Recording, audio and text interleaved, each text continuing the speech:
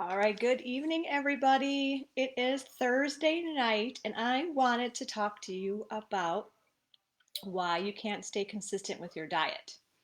Okay, there's a lot of reasons why people don't stay consistent for their diet, and it's a lot of things that I talk about in my other lives and in my women's group. But today we're going to talk about resistance and what that is. Okay, so we all have resistance in our life, but let's talk to it as it pertains to diet and exercise and losing weight. All right, so what is resistance and how do you overcome it? So we all have it, right? I have it daily, and then I have to have this little talk with myself, and then I have to think about my long-term goal, right? This is my big why. What's my driving force? So resistance is incoherence, and incoherence is a neurological construct. When your actions and values do not align, there is inner conflict. So you get resistance.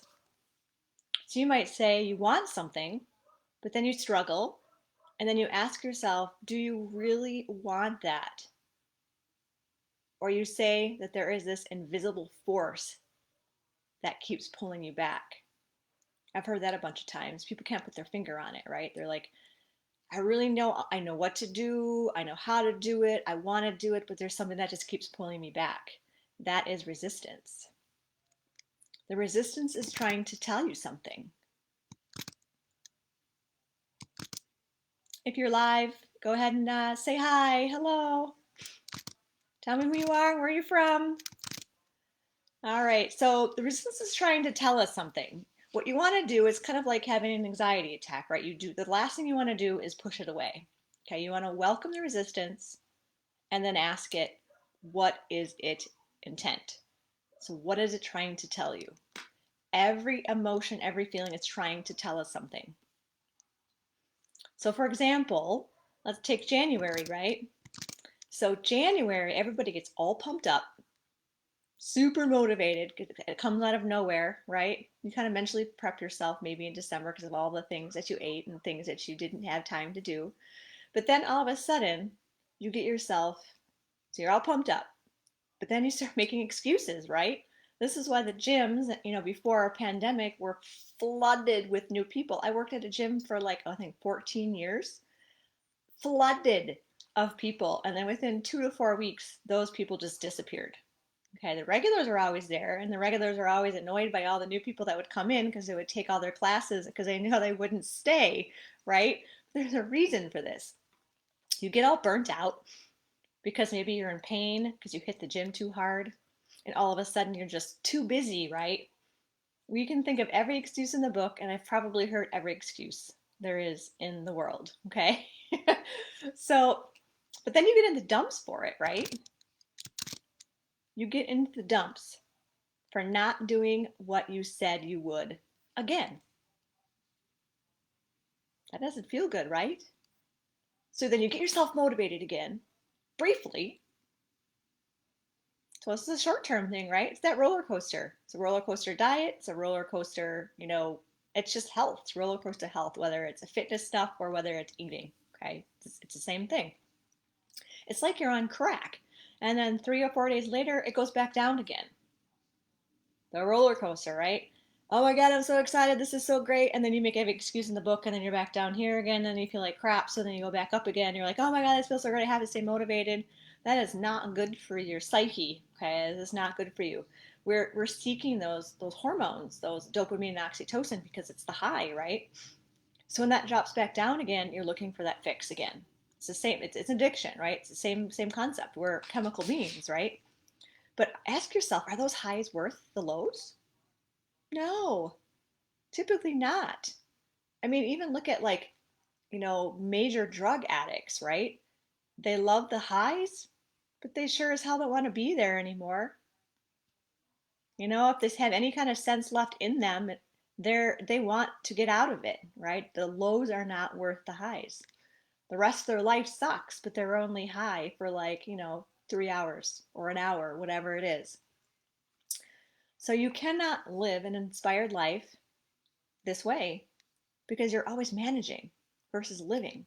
That's really important. Who wants to manage their life all the time? You want to live, right? Live an inspired life, but you have to align your values and your goals. So when you're in coherence, which means there's no resistance, so the opposite of incoherence, your lows and highs are not as far apart. And this is also sometimes called the flow state, which you've probably heard before. If you haven't, you know, it's a common like yoga and mental um, health type of words that are being used. So coherence is when your brain, which is your thoughts and decisions, work hand in hand with your heart, which are your emotions, right? And your body, which are the actions you take. It is a state of unity between your mind, body, and spirit. Super important, okay? We're not just one piece of the puzzle. We are whole beings. We need to be taking care of ourselves in all aspects. So if you're not making choices that align with your goals, maybe you're trying to do something that you don't value all that much after all. You have to ask yourself, do you really value it? So let's take family being one of your highest values, for example. How does that relate to you wanting to lose weight? Okay, here's the example. I just wanted you to think about it for a second. You want to be a good example for your children with how you choose to eat, move, and talk to yourself. You want to be a good role model for your child, and that's you because you value maybe integrity or honesty or communication, whatever it is that you value. That's how we align that. So when you eat better, you feel better and can be a better mom or a spouse, right? It's not just about kids, it's about your intimate relationship with your husband or wife, because then you have more energy for being in the moment, right? Being you and not thinking about all the things that are going wrong. And that's what a lot of relationships, they kind of go south, right? Because you're not in the moment. You're on your phone and you're not paying attention and you're always crabby and you're, upset about what didn't go well that day. What do you have right next to you? Your dog, your kids, your husband or wife. They are your life, right? So see if you can focus a little bit more time with them. Okay. So what I want you to do is I want you to write down your values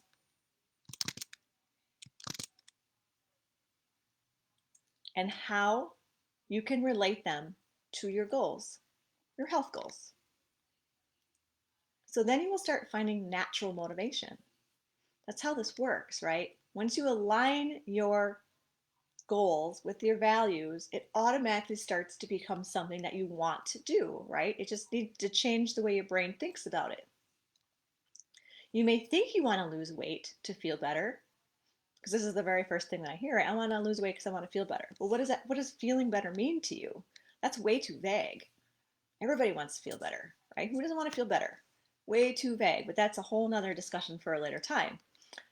But in your subconscious mind, you fear being more attractive because you get unwanted attention. These are examples, right? Or you feel you might be out of place around the rest of your friends or family. So this is where that incoherence and that resistance come from. So ask yourself, what is the resistance and what is it trying to tell you is step number one if you're having troubles moving forward, okay?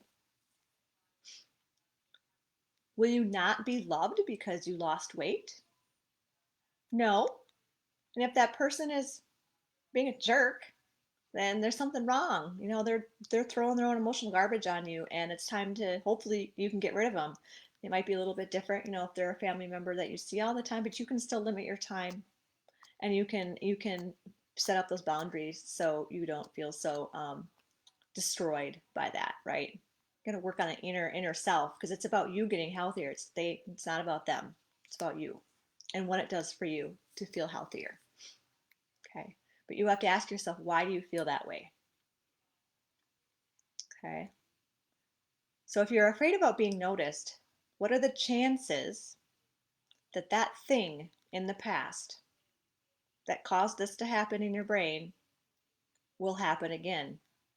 So once you start looking at the likelihood of that thing that might happen, whether it's an anxiety thing or whether it's like, oh, now I realize that XYZ happened and now I feel really self-conscious about my body, what are the chances that's going to happen again? They're likely super low, right? And then when you write that stuff down, you rank with the likelihood of that is happening, then your brain's like, oh, well, that's not really going to happen. So maybe this isn't something I really want to focus on all the time, right? So, what are you sacrificing to continue to have that thought that no longer serves you? It served you in the past because it was protecting you, but now it's just getting in the way, right? So that is just food for thought. Okay, I want to get your brains thinking, and that is the education moment for this evening. So I want you to write that stuff down. If you want to go back and re-listen to the video and figure out what may be beneficial for you to write down, that would be great. And I want you to have a great night. And as always, go ahead and comment in the comments if you have any questions, or also if you have any topics that you would like me to cover during lives or any kind of workshops. All right, thank you, everybody. Have a great night.